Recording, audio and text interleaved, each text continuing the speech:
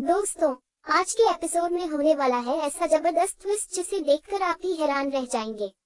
मन्नत और विक्रांत एक दूसरे के बेहद करीब आ जाएंगे। उनकी गाड़ियां आमने सामने टकरा जाएंगी, लेकिन फिर भी दोनों का मिलन नहीं हो पाएगा। दूसरी तरफ धैर्य और घर के कुछ लोग मिलकर दुआ को भड़काने की कोशिश करेंगे, लेकिन इस बार उनका प्लान पूरी तरह फेल होने वाला है।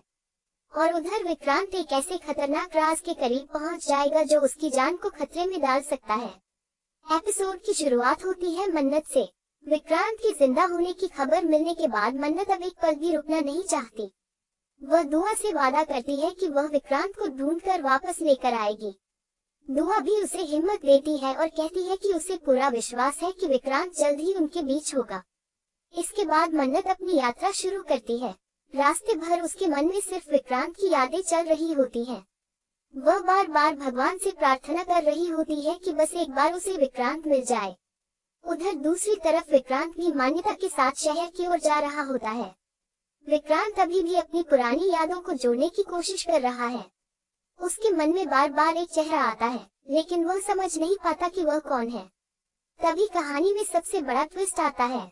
एक मोड़ पर अचानक मन्नत की गाड़ी और विक्रांत की गाड़ी आपस में टकरा जाती है। जोरदार ब्रेक लगते हैं और दोनों गाड़ियां रुक जाती हैं।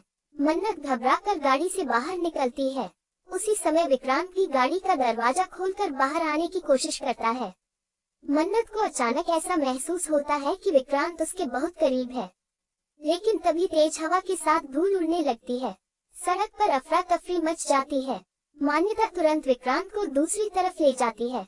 मन्नत बार बार उस व्यक्ति को देखने की कोशिश करती है जो दूसरी गाड़ी में था, लेकिन वह उसका चेहरा नहीं देख पाती। कुछ ही सेकंड में विक्रांत की गाड़ी वहां से निकल जाती है। मन्नत को समझ नहीं आता कि उसका दिल इतनी बेचैनी क्यों महसूस कर रहा है। उसे लगता है कि शायद वह व्यक्ति विक्रांत ही था।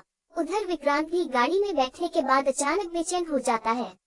उसे महसूस होता है कि अभी अभी कोई बहुत अपना उसके सामने था, लेकिन वह कुछ समझ नहीं पाता।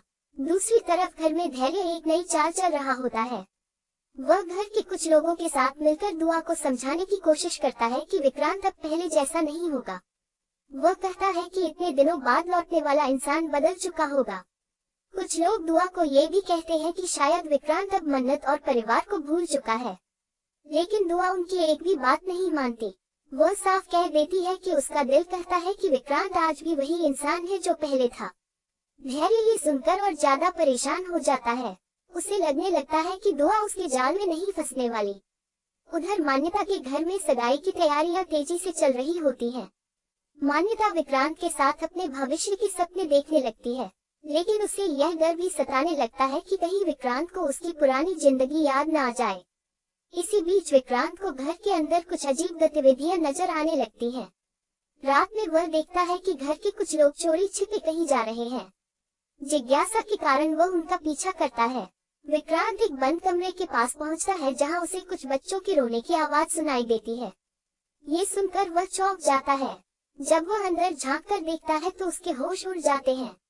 उसे पता चलता है कि मान्यता के परिवार के कुछ सदस्य मासूम बच्चों को गैरकानूनी तरीके से बेचने के धंधे में शामिल हैं।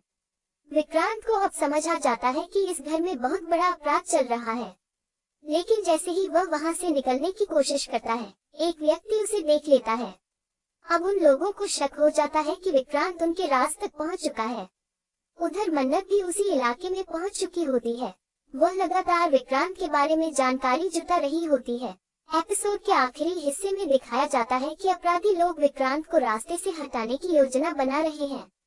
उनका कहना होता है कि अगर विक्रांत